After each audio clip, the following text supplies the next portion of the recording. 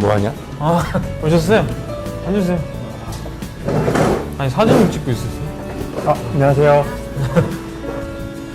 요즘 잘 지내세요? 뭐 그냥 잘 지내고 있지. 요즘에 사진 계속 이렇게 찍고 있는데, 얼마 전에 이제 샀거든요. 사서 이렇게 찍고 있는데, 그 교수님한테 얘기 좀 많이 듣고 그래서 DSLR을 하나 장만을 했어요. 근데 이제 생각만큼 찍었을 때 별로 뭐 이렇게 좀 잘 안 나오는 것 같은 거예요. 오히려 이 친구가 이제 셀카로 핸드폰 사진 찍은 게 더 잘 나오거나 좀 그런 경향이 좀 있어서 교수님이 이제 사진 찍으시니까 어떤 거를 좀 신경을 써서 찍어야 되는지 좀 그런 게 좀 궁금해서.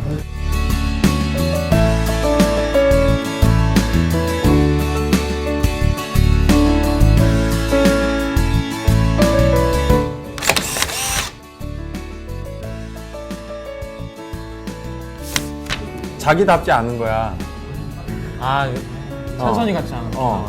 그러니까 자기가 사진을 보고 자신을 받아들였을 때 자기인 것처럼 보여야 되는데 사진 속에서 들려주는 이야기가 자기 같지 않은 거야. 그러니까 자기가 아닌 다른 사람 같으니까 왜 증명사진이 모든 사람들이 보여주기 꺼려하는 이유가 어색하기 때문이잖아. 그러니까 그 속에서 나다운 것을 발견을 하면 증명사진 또한 친근하게 다가오는데 증명사진이 그 좀 어색하고 부자연스러워 보이는 이유는 그런 것 때문이야. 자기 같지 않은 거. 내 생각은 그런데 인물사진은 사실 가장 찍기가 어렵거든. 왜냐하면 대상을 이해를 해야 되기 때문에. 근데 대상을 이해하지 못하면 그 인물사진 자체가 굉장히 어려워져. 왜냐하면 사진에서 가장 흥미로운 거는 사람의 표정을 관심 있게 바라보고 그것을 이해하고 해석한다라는 의미가 있는 건데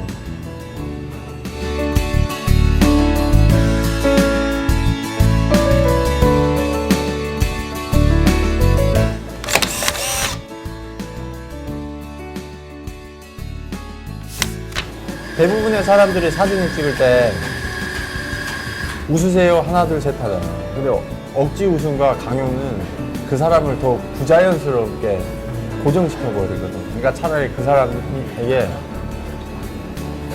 최근에 어떤 드라마 봤어요? 라고 묻고 거기에 대해서 반응을 보이면 거기에 대해서 대답을 들으면서 촬영을 하면 그 사람이 무언가 하고 있고 생각하고 있잖아.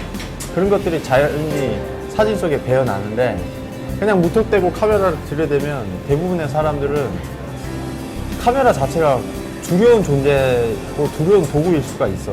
그러니까 멈칫멈칫 쭈뼛쭈뼛 하게 되면은 그런 모습 자체를 찍는다라는 게 상대방에게는 부자연스러운 거고 찍는 사람에게는 부담인 건데 자연스럽게 서로의 관심이 오고 갈 수 있는 질문들을 준비를 해서 그것을 질문하고 답하는 과정에서 사진 촬영을 하고 제일 중요한 건 강요하지 않는 거. 일로 좀 돌려봐, 웃어봐, 이렇게. 그냥 그 사람이 움직이고 있는 것을 내가 교감하고 있으면 내가 자세를 바꿔주면 상대방도 자세를 바꾸게 돼 있어. 그러니까 내가 무릎을 조금 굽히면 상대방도 아 카메라가 낮아지는구나 자연스럽게 낮춰주고 그러니까 그런 서로의 교감이 좋은 사진을 만드는 방법이지.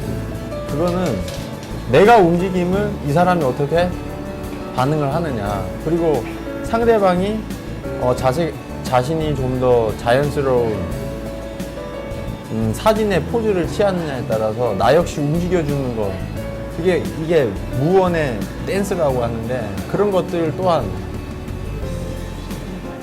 촬영자와 촬영의 대상이 되는 사람과의 대화죠. 중요한 건 찍는 내가 즐거운 게 아니라 찍혀지는 사람이 즐거워야 돼요. 그러니까 리듬을 사진은 소설처럼 서로 본론 결론이 있어요. 물론 사진을 찍다 보면 서로가 힘드는 위기 상황이 와요. 클라이막스가. 왜냐면 힘드니까. 그리고 자기가 대상이 된다는 건 어떻게 보면 마라톤 경기처럼 지루하고 힘든 시점이 오거든요. 그러니까 그런 시점이 왔을 때나 아니면 오지 않게 즐기기 위해서는 대화가 필요하고 그 사람의 지금 현재 상태를 내가 끊임없이 긴장도 시켰다가 이완도 시켰다가 마치 서로의 대화는 그 한국의 노래와 같은 거지.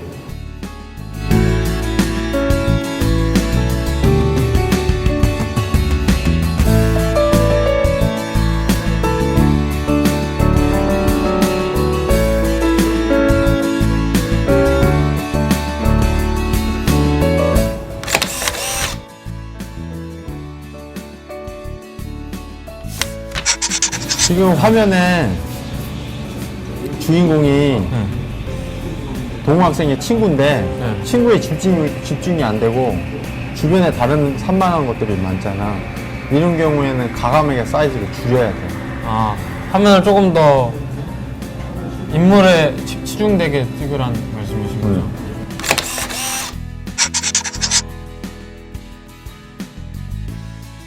대부분 형태를 가진 사물을 찍을 때는 입체적으로 깊이 있게 보이려면 정면보다는 약간 정측면, 완전한 측면에서 정면 쪽으로 오든지 아니면 정면에서 약간 측면 쪽으로 가든지 아니면 피사체를 약간 돌려서 찍으면은 그 가급적이면 그 면적이 앞에 넓은 쪽보다는 뒤쪽으로 넓은 쪽으로 찍는 게 오히려 더 좋은 방법이지.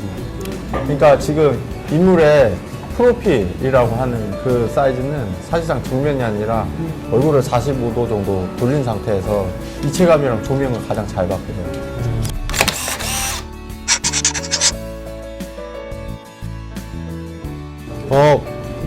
가장 손쉬운 방법은 인물을 움직이는 방법이지. 빛이 있는 쪽으로 아니면 반사되는 빛 쪽으로 움직이게 하는 방법인데 그게 여의치 않거나 소통에 시간이나 장애가 생긴다고 할 때는 단순히 그냥 카메라를 조리개를 움직여서 하기에는 얘기했다시피 심도는 지금 이 상황이 딱 좋은데 조리개를 움직이는 것보다는 노출의 변화를 주는 방법은 있는데 그거는 뭐 제한적이니까 가정에서 집 같은 경우 내 아이를 찍는다고 할 경우에는 하얀색 수건을 옆에 갖다 댄다든지 아니면은 우리가 왜 명절에 튀김을 만들 때 어머니들 흔히 쓰시는 달력을 사용을 하잖아요. 그 달력의 하얀 면을 옆에다 그냥 갖다 대는 거 아니면 광목천을 옆에 대는 거 뭐 그런 것만으로도 해결을 할 수 있죠. 뭐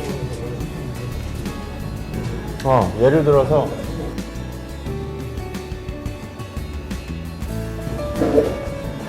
이런 걸 이용을 해서 하나만 이렇게 옆에 갖다 대도 어두움이 밝아지잖아. 아, 지금 한번 찍어봐봐. 네, 지금 밝아지잖아, 좀. 네. 밝아지지? 네. 보여? 사진에도 결과로 이렇게 반영이 될걸? 그렇지. 예. 이게 사람들이 얘기하는 뽀사시라는 그런 건데, 아니면 아예 이런 걸로 밝은 면을 끊으면 돼. 지금 한번 찍어봐봐. 밝잖아. 이걸 아예 끊어서 좌우에 명암기를 밝기를 맞추는 거.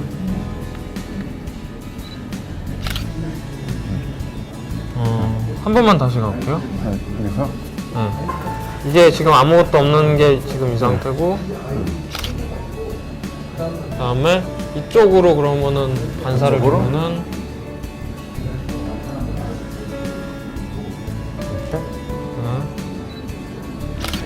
이렇게 있고, 저쪽에서 들어오는 빛을 끄는 막고 가면은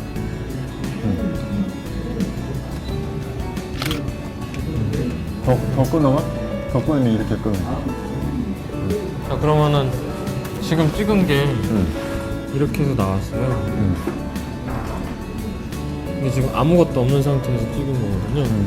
거기다가 아까 교수님께서 이쪽에서 찬선 씨의 오른쪽, 저희가 봤을 때 오른쪽에다가 이 판을 대주셨을 때 이렇게 뽀샤시하게 나왔고요. 그 다음에 왼쪽에서 빛을 맞고 이제 갔을 때가 이렇게 나오거든요.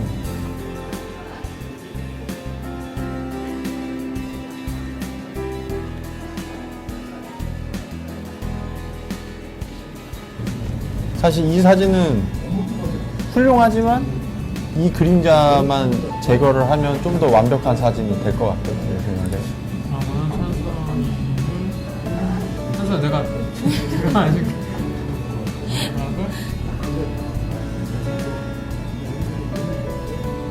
그래서 뭐 영화나 아니면 드라마나 혹은 사진을 할 때 항상 헤어 하는 분들이 옆에 그렇죠. 이렇게 있어서 그 사람들이 계속 배우를 보고 코디를 그렇죠. 사는. 뭐 실질적으로 촬영할 때는 난 제가 직접 하죠. 왜냐면 내가 원하는 걸 내가 더 잘 아니까. 근데 그럴 경우에는 먼저 양해를 구하고 죄송합니다. 제가 잠깐 머리 칼을 맞아도 될까요? 먼저 얘기한 다음에 살짝 이렇게 넘겨주면서 지금 이렇게 해서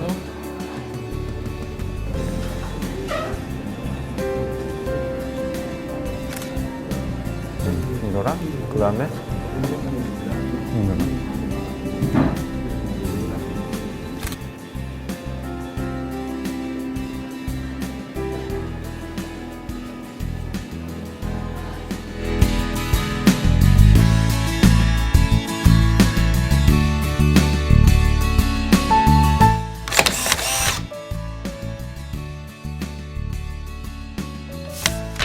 카메라의 각도라는 것이 정방향에서 약간 좌측 우측으로 트는 것도 포함되지만 위에서 찍는 방법과 아래에서 찍는 방법을 같이 병행해 가면서 대상에 대한 다양한 표현들이 있잖아요. 거기에 촬영술까지 다양하게 반영이 되면 사진 표현의 경우의 수가 많아지잖아요. 그래서 이 정면이 아니라 각도와 높낮이를 바꿔가면서 찍을 수 있는 방법이 있죠. 예를 들어서 지금 앞에서만 찍는데 잠깐만.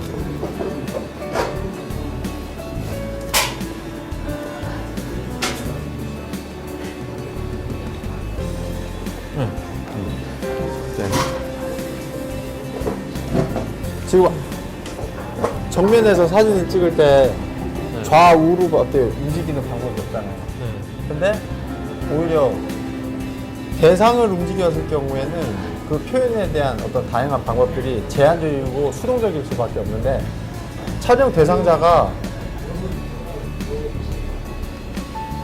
대상하고 한 팔 또는 두 팔 간격 내에서 자유롭게 움직이면서 촬영의 각도와 높낮이를 변경하면서 촬영을 하면은 대상에 대해서 좀 더 대화를 통해서 다가가고 멀어지고 그리고 일어서고 앉고 하면서 대상이 가지고 있는 어떤 골격, 장점, 그리고 지금 빛의 조건, 그리고 환경적인 요소들을 좀 더 능동적으로 이용을 해서 사진 표현에 담아낼 수가 있는데 내가 눈높이 각도에서 찍었을 때 동등한 사람의 입장이라면 그 각도처럼 편안하고 정직한 표현의 높이는 뭐 없겠지.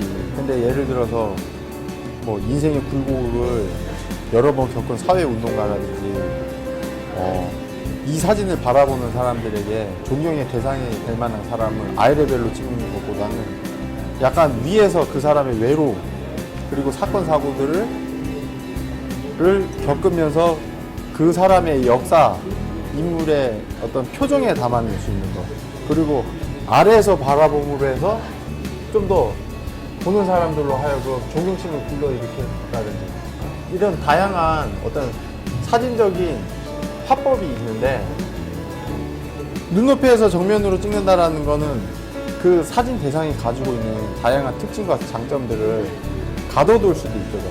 그러니까 대상과의 간격, 그러니까 한 팔이나 두 팔 범위 내에서 내가 좀 더 자유롭게 움직임으로 해서 사진 표현에 능동적인 어떤 표현을 찾아갈 수 있는 방법이 있잖아요. 그러니까 예를 들어서 뭐 시선은 한 이쯤 봐주시고요. 네, 오늘 뭐 점심에 저는 뭐 이런 것들이 먹고 싶은데 평상시 좋아하는 음식이 어떤 거세요? 오늘 날씨도 좋은데 우리 뭐 이런 곳으로 갈까요? 라는 걸 캐주얼한 얘기를 하면서 그 대상이 이야기를 할 때 내가 그걸 찾아가는 거예요. 그 대화의 장소도 사실 중요해요. 사진을 어디에서 찍을 것이냐는 건 그 사람이 가장 익숙한 장소에서 찍는 게 오히려 사진 촬영에 도움이 되거든요. 그러면 내가 그 공간에서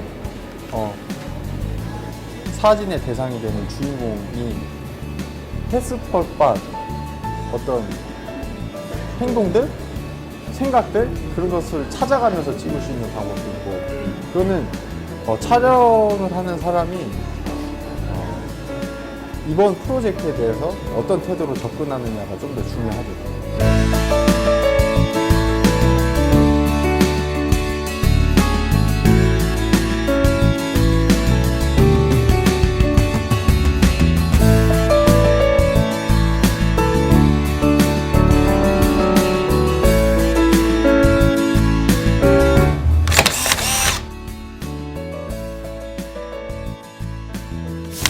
핸드폰 카메라로 사진을 잘 찍을 수 있는 방법은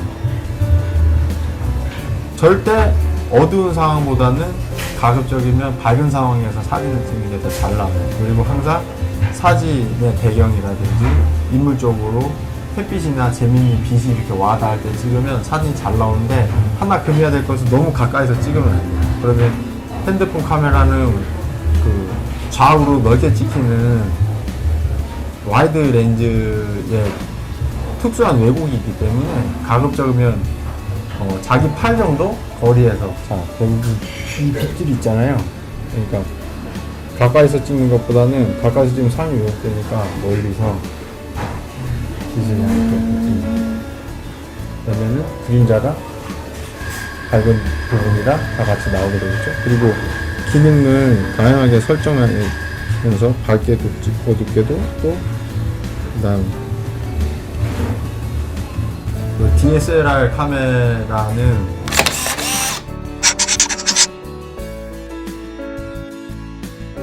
사실 잘 가지고 다니지 않게 되죠. 왜냐면 크기도 너무 크고 무겁고, 그러니까 항상 휴대가 간편하고 어디든지 들고 다닐 수 있고, 내가 찍고 싶은 어떤 재미있는 상황이나 장면이나 주제가 생기면 바로바로 찍는 것도 사진의 또한 즐거움인데, 핸드폰에서도 설정들이 많아요. 촬영 모드도 일반 촬영과 스마일샷, 파노라마가 있고, 그리고 제일 중요한 노출값도 변화가 돼서 보통 한 스탑에서 한 스탑 반 정도 밝게 찍으면 뽀사시한 효과로 사진 결과를 찍을 수가 있어요. 그리고 초점 모드와 장면 모드도 있고요. 촬영 환경에 적합한 인물 촬영, 풍경, 야간, 스포츠, 파티장까지 다양하게 있어요. 그리고 해상도도 필요한 사진, 그리고 확대의 크기에 따라서 조절을 할 수가 있고요. 화이트 밸런스도 태양광, 흐린 날, 백열등, 형광등 모두 다 설정이 가능하고, 각 장소의 특성에 맞게 설정이 가능해요.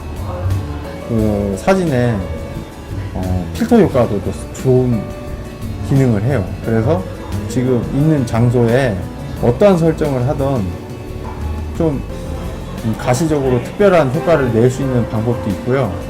그리고 이게 어떻게 보면 핸드폰 카메라에 좀 재밌는 역할이 되기도 해요. 그리고 효과도 있고, 여기 보면 뭐 네거티브, 흑백, 세피아, 흑백 같은 경우에는 우리가 알고 있는 뭐 고전 사진의 효과도 있고, 그다음 세피아 톤은 약간 좀 평상시에 접하지 않는 그런 컬러 사진이 좀 대비되는 결과를 얻을 수도 있고요. 그 다음에 타이머, 셀카를 찍을 때, 여러 사람이 같이 찍을 때 타이머 기능을 사용할 수도 있고,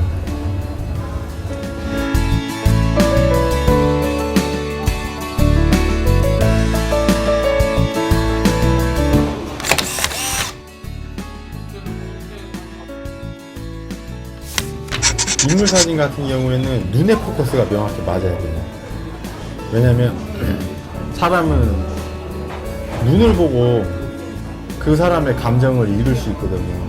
그리고 모든 심리적인 내미로 오르는 사실들은 사실 눈과 표정에서 읽을 수 있는데, 사진에서 특히 이렇게 사진을 측면에서 찍을 때는 앞쪽에 보이는 눈에 초점이 정확하게 맞아야 사진 보는 사람들도 정확하게 사진의 주제를 읽어낼 수가 있고, 그리고 집중해서 볼 수가 있어요. 근데 간혹 가다가 이제 어떤 피사계심도에 대한 욕심이나 잘못된 카메라의 포커스 설정으로, 물론 수동 카메라 경우에는 그렇진 않지만 자동 카메라 같은 경우에는 초점 설정에 어떤 오류로 인해서 좋은 사진을 찍고 좋은 시간을 기다려서 사진 촬영을 했음에도 불구하고 눈에 초점이 맞지가 않아서 사진의 어떤 집중력이라든지 완성도가 굉장히 떨어지는 경우에는 아쉬운 결과죠.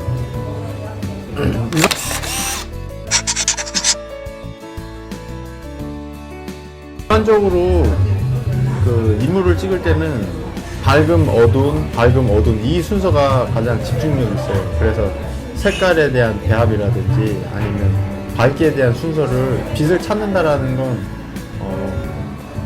사진 이미지에서 극적인 사실들을 만들어가는 과정이기 때문에 빛은 바로 사진의 그런 요소들을 형성하게끔 만들기 위해서 자리하고 있고, 그런 것들을 찾아내는 건 촬영자의 몫이죠. 지금 여기에서 보면은 이 빛도 밝음이 있고 그다음 어두움이 있고 다시 밝음이 있는 이런 순서를 가지고 있고, 얼굴이 정확하게 50대 50으로 밝은 빛과 어두운 빛이 존재할 필요는 없거든요. 이런 경우에 정확하게 얼굴에 빛이 닿는 건 아니잖아요. 근데도 불구하고 사진이 자연스럽게 느껴지는 거는 바로 그런 요소들이라고 생각을 해요.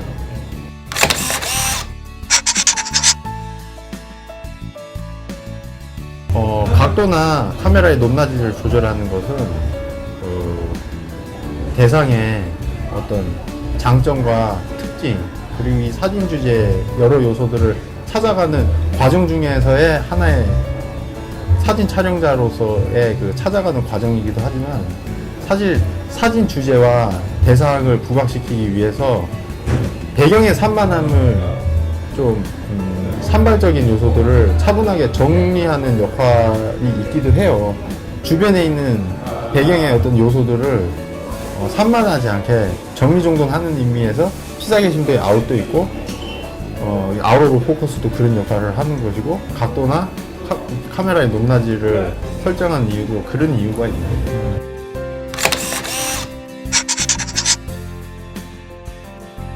사진 기술이라는 건 사진에서 주제를 표현하기 위한 하나의 도구이고 수단일 뿐이지, 그게 사진의 주제가 될 수는 없거든요. 그러면은 그거는 사진 촬영술에 대한 사진인 것이지, 실제로 사진은 소통을 하기 위한 거고, 내가 이야기하고 싶은 것을 대상을 통해서 하나의 평면에 발현내는 회화의 또 다른 특징이 있는 매체인데,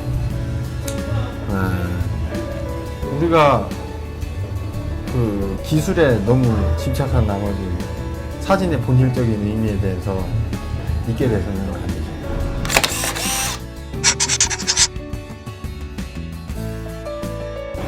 우리가 대상에 대해서 잘 아는 것 같지만 실제로는 굉장히 좀 지역적인 정보나 사실을 가지고 사진을 대하는 경우가 많거든요. 그래서 저는 그런 과정을 통해서 대상하고 소통하는 방식을 발견을 해서 표현을 하려면 그 대상에 대해서 잘 알아야 되는데, 그런 과정들을 촬영자의 노력에 의해서 결국 얘기하고 싶은 주제를 찾아가는 거죠. 그런 것들을 통해서.